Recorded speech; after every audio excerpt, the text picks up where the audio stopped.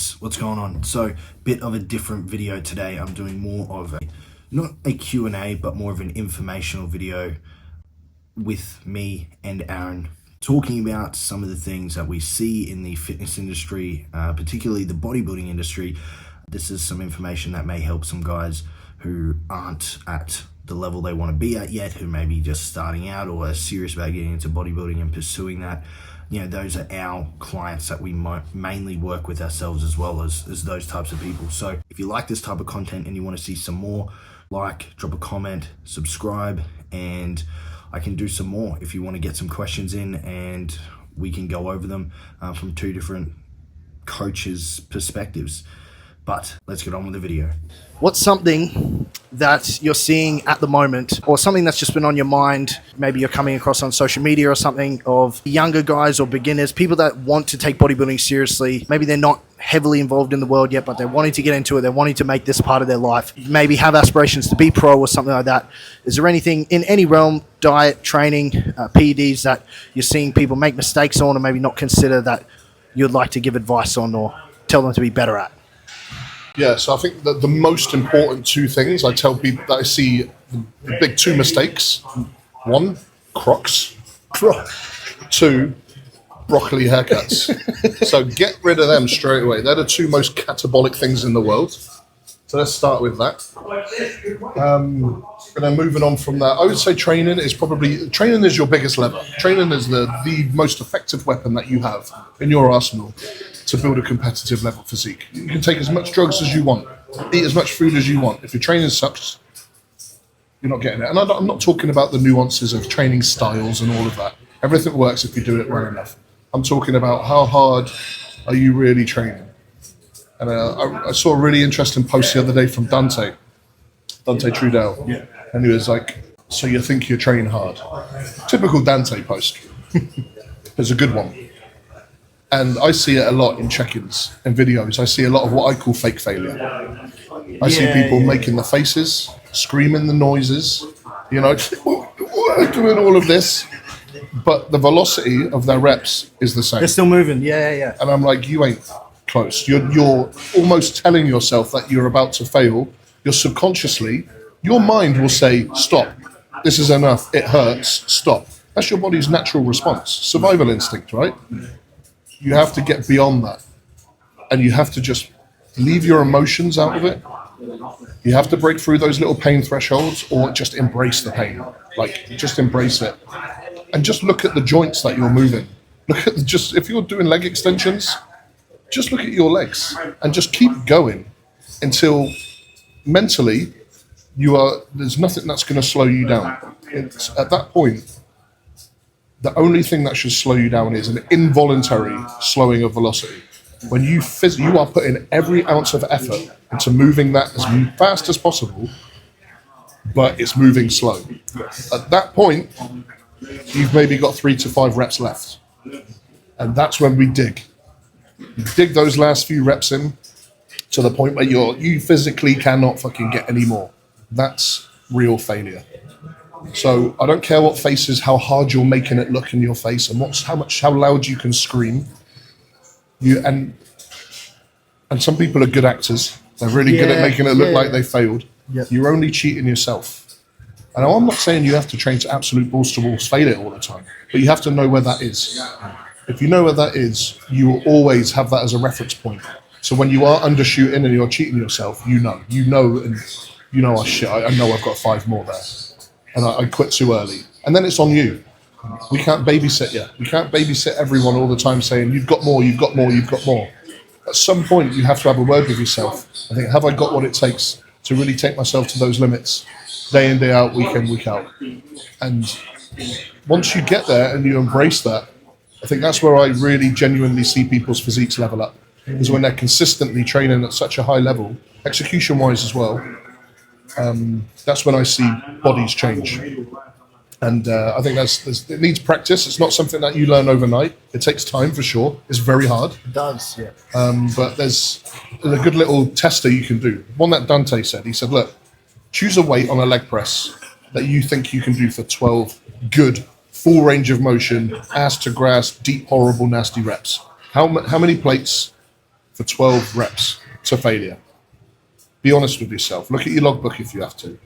Now put that weight on and do 30 reps. You think you can only do 12. You fail at 12, and then you're going to take a few little breaths and you're going to just keep going. Whether it's 2 reps at a time, 1 rep at a time, 3 reps at a time. The rules are this. You cannot put your hands on your legs and you cannot fully lock out. Can't lock out, yeah. You have to hold it at the top. top. No matter what, you do not fucking stop until you get to 30. You can have 10-second, 15-second breathing breaks in between, as long as those quads are under tension. So not fully locked out. And you do not stop until you get to 30. If you can do that, you can tap yourself on the back, and you will then know how hard you can really push yourself. And that, just testing yourself like that, that will carry over into all the rest of your training forever. Because you will know what you're really capable of doing. Push comes to shove, and you really have that hunger to genuinely strive for a little bit more. Do that. Yeah. Do that, and you'll start rethinking about all of your other training and going, yeah, I've been slacking. Most people will go, do you know what? I've been slacking a bit. Yeah. You will know. If someone says to you, yeah, I train hard. I legit train hard. You don't have to say it. You don't have to convince anyone. You know. Yeah. Do you know what I mean? And I think that is one of the most important tools to have in your arsenal, one of the biggest weapons to have in your arsenal, is knowing that you legit train really fucking good. It's funny because we all used to do that type of shit too. And we used to, that exact type of stuff, we used to just widowmaker sets. Yeah, for fun. It was just fucking nuts. And now everything's taken such a 180 where people are so worried about execution that no one wants to actually put any weight on it. As soon as they feel a muscle contract and they're like, oh yeah, that's contracting really hard. I can feel that good now, and I'm done. This is enough. That stuff's all good. The nuances all have their place, but it means nothing without the high levels of intensity. Yeah, the and that doesn't mean put 20 plates aside on a leg press. Yes, that's right. Weight is not intensity. It's not what I'm talking about. It's taking yourself. Like, I can make 4 plates feel like 10. Yeah. And then taking yourself all the way to that real nasty last shaky rep that scares you a little bit. And I'm not saying you have to do that week in, week out, but you have to take yourself there at some point. You have to know and believe in yourself that you have what it takes. And then how you program beyond that is fine. Leave that up to your coach most of the time. But yeah, a lot of people are paralysis by analysis. What about this split? What about that exercise? What about this way? What about that way? Upper, lower, push-pull legs, bro split. Which one is best? None of that shit matters. Just train really hard to start with. Teach yourself that first. So that would be my go-to training advice. The quicker you can get that done, the quicker you can really advance with the nuances, I think. Absolutely. And the biggest part of that I want to reiterate as well is that you are literally only cheating yourself. And at the end of the day, it's a tough one to realize because you get some validation that you look like you train hard and you want to feel like you are training hard and pretend like you are. And you want to feel validated by that because other people will tell you train hard or whatever from seeing these videos. But at the end of the day, you're the one in a few years that's still going to be small, and that sucks. Don't be small. It does. Don't be small. That would actually, let's just edit out everything we just said and go back to just after the broccoli bit and just say, my best advice is this. Don't be small. Being small sucks. It's gay as fuck. Don't be small. But I'm 30, I come from the 80s. I can say you're gay as fuck, and it doesn't make me a homophobic prick. Anyway, yeah. So yeah, the training side of it, yeah, go hard or go home for sure. And like you said, you're only cheating yourself. You know, watch your videos back and really watch it and ask yourself, because you know in your mind, you can convince yourself all you want. But if you're really 100% honest with yourself, you'll probably question a lot of your training. Yes. I know I could have done more. You will. And the sooner you start coming to terms with that, the sooner you'll start really progressing. Absolutely. And you can even see it on a small scale that, like, I've done it before on a small scale where I've had maybe an off season where I'm like, fuck, I really didn't push myself like I should have this off season in terms of the training. Like maybe I got a bit complacent and it feels so shit. You feel so shit about yourself. And if you do that on a large scale and you've spent years just not taking advantage of actually being in the gym, because that time is going to come no matter what. You're going to get to that point and you're going to have so much regret that you've wasted a shitload of money, a shitload of your health and time only getting... We all know that you're pounding all the drugs together and you're still not growing. At some point you've got to look in the mirror and say, something's broken, I better fix it. Yeah. Don't waste your fucking time because you ain't getting it back. On the subject of food then, what's something that you're seeing? This is obviously going towards people who probably don't have coaches because we like to think would be following their plans, doing things themselves and trying to do things the right way. So any mistakes you're seeing, maybe again, social media or anything on food and people doing their own diets or bulking, cutting and just making general mistakes? I think the main thing is the consistency. I think the individual aspects of diet, sure, I can sit here and talk about micronutrient dense diet approaches. Doesn't take much to look into that stuff and learn it and understand. If you eat clean, eat good, eat clean. It's that simple, yeah. And do that consistently. I think the key word there is the consistency. That's where people fall down. Even if you're, I'm bored of eating the same shit every day in and day out. You don't have to. Get creative in the kitchen. There's 100 different ways you can prepare every single one of your meals. There's no excuse to get bored of your food. And I did a reel the other day about using AI, on how to ask it for ideas on how to spice up your diet plan. Do shit like that. All the tools are there to make your life really easy in the kitchen. But the key thing is consistency. If you can I ask a lot of people this, can you string together just one perfect week of eating? One perfect week where every day your water intake is perfect, your food intake is perfect. Just do it for 1 week. Absolutely. You can look in the mirror at the end of the week and say, I nailed it. That was a perfect week. Do that, and I can guarantee you will see the positive responses in how you feel and how you look. It might be small, but you'll see the positive responses. Now that consistently turns into weeks on end and months. Now we're talking serious, progress and physical, visual progress. So consistency. When it comes to dieting, we can talk about all the different diets and what works and what doesn't. Everything works. Choose what works best for you. Consistency. That is what lets people down. Yeah, and inches add up to miles, like you were saying. So those very small progressions you see, they add up to a lot of progress over the long term. But I'll give another 2 cents on that, and that is, I've spoke about this before, maybe not on here though.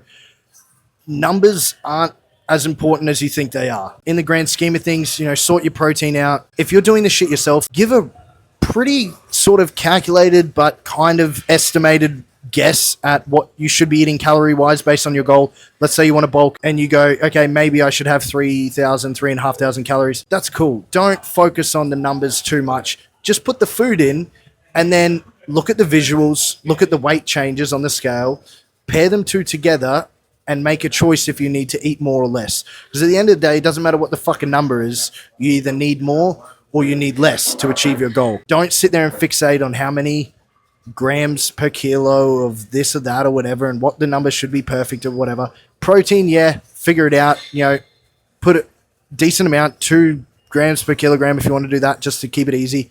But then your carbs and your fats, if you're moving them up or down, move them around, figure out what feels good, and just increase or decrease based on what you need. You don't have to stress too much over the numbers. Keep it clean and just make adjustments as you need. Simple as that. Can I add something important to that? Definitely.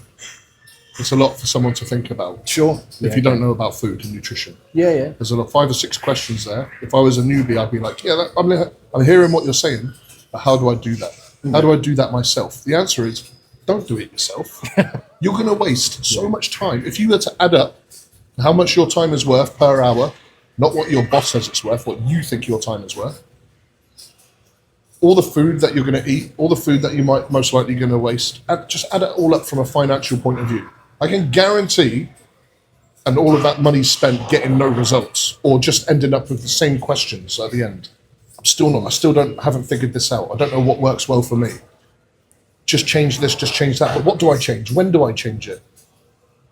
Just hire a coach. Hire a coach. Even if you hire a coach for just 3 months, after that 3 months, you will know exactly what you need to eat to make you feel good and produce results. And then you can take it over yourself if you want from there. But just invest a little bit now to save yourself so much time, effort, and money in the future. You can save yourself years of question marks and 0 results in just a few months of guided coaching. That would be the best advice I can give on anything. Training, across all the nutrition, topics, yeah. drugs, everything. Yeah. Spend a couple $100 a month for just a few months on just getting some proper guidance. Take all the question marks away and just have your roadmap. Like, okay, now it makes sense. I can take it from here. It's the best investment you could possibly make when you're trying to really get your health and fitness in order. That's the main point across all of this, is that's definitely going to be the best thing you can do for yourself out of all this shit. We could definitely sit here and talk for fucking hours about PEDs and all the mistakes we see people make. All drugs work. Just do what works well for you. That's the end of it. That's pretty much the end of it. Yeah. Is again, having a coach is going to be the best thing for you to figure out PEDs for yourself and what works. But yeah, if you need more than 2 grams of gear to grow, you shouldn't be bodybuilding. Yeah. That's my personal opinion. Add some test in, add something else in. If it feels good. Normal way to build an intelligently design a cycle. Yeah. It's simple. Everyone says the same thing about how to design a cycle. Do your bloods, build it properly, 1 compound at a time. That's it. Keep it simple. Again, you haven't got a clue what we're talking about or where to start, hire a coach to do it for you. Yeah. Simple as that. Don't fuck around with your hormones, because you could screw yourself up for life by making the wrong decisions. That's right. And to, I guess go into that a bit further about saying what works for you. Again, how do you figure that out? Simple. Do you feel okay? Are you growing? If the answer is yes, it's working. And it's as simple as that. If you're not growing, look at all the other components like we just talked about, training, diet. Maybe there needs to be fixes there. Do your blood work. Do blood work. But if you feel okay, you're getting results, then it is working. You do not need anything else. You do not need to change. And that's as simple as that. And then what works for you works. You don't need to do anything else. 100%. Don't copy other people's cycles. Don't copy other people's cycles. It doesn't matter how many people. I know 15 people that are using these compounds, so surely it's going to work for me too. You might be that one that it stings real bad. Just do it the proper way. You're not going to get more gains by switching out and trying something else. It's probably just going to be the exact same, because everything works. And the one thing that we don't want is just for you to feel like shit. You're pretty much going to grow. If you're going to grow, you're going to grow. It's as simple as that. But if you feel like shit, that's the time when we look at it and go, okay, this probably isn't working, based on how you're feeling, because it's all going to help you grow. So if you're able to grow and still feel good, then that's what works for you. And that's pretty much how simple that is. And with there, I think we'll wrap it up. Use code Aaron. At what? For what? A certain amino sales place that I cannot mention in full for the purposes of not getting banned on YouTube again. Just whatever website you're using, just type try in code Aaron and just see if it Try Aaron, and there might be a code there. I'm broke. Please use code Aaron. I spent way too much money on growth hormone this month. Please use code Aaron. But hey, but another thing on that, just a quick one. Don't overcomplicate it. There's a lot of videos about a lot of different things. There's people trying 17 different compounds all at the same time. And this peptide, that peptide, yes, that and the other. You ask most high-level bodybuilders, and they're probably using 2 compounds and a bit of growth hormone and maybe leverage and slid if it's absolutely necessary. And that will be it. That will be it across 99% of high-level bodybuilders. We're not using stacks and cocktails of this, that, and the other. It's going to be very basic, very simple. What they're really good at is consistently doing all the other stuff we just talked about. And that's it. Sorry. Yeah, that's so true. That's so true. Is that it's a lot less than what you think, and it is exactly that. Test another compound that feels good, and growth hormone, and maybe a bit of insulin, like you said. That's it. It is that fucking simple. And it's just time. It is time. Give it 5 years at the minimum. Yeah. You know, if you have unrealistic expectations that you're going to be turning pro within 2 years, ain't going to happen. 5 years minimum. Yeah, 5 years. 5 years if you're extremely good. Yeah, if you're really good, you're genetically really good. Because you're what, 5-6 years I'm in? 6 years in. He's 6 years in, right? Again, extremely good. If you have insane genetics, yeah, 5 to 6 years probably can look at turning pro. Sure. Most people, it's about 10. 7 to 10. Yeah, yeah. 7 to 10. If is you're where good. I see most people, if you're good. If you're good. If you haven't done it after 10, it might not be for you. But give yourself a realistic approach to that. Come to terms with that. Understand this is a lifestyle, and it doesn't matter how much you take or how much you try to push it, you ain't going to speed up that process. No. You can only build so much muscle in a year. Enjoy the process. That's a good one to finish on.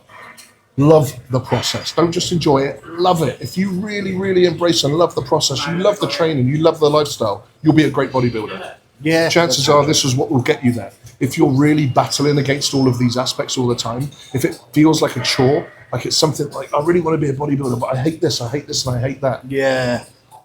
You got to love it. You really have got to love this lifestyle. What do you think It's gonna we're all? be a long one. What do you think we're all out here? You know, we're all out here literally living in fucking Thailand just so that we don't have any bullshit and we can just spend every day eating, training, being bodybuilders day in day Tell out. everyone to start That's what. moving Don't out. come here though. It's shit. I'm horrible. We'll This kick is you out. my land. Fuck off somewhere else. This is most of your followers are Australian, right? Yeah. To go piss off to Bali with the rest of the Yeah. Australians. Go to Bali. Leave Bali's Thailand alone. Bali's real good. It's real good. All right. I'm wrapping it up there. Thanks for paying attention. Like, subscribe, and we'll catch you in the next one.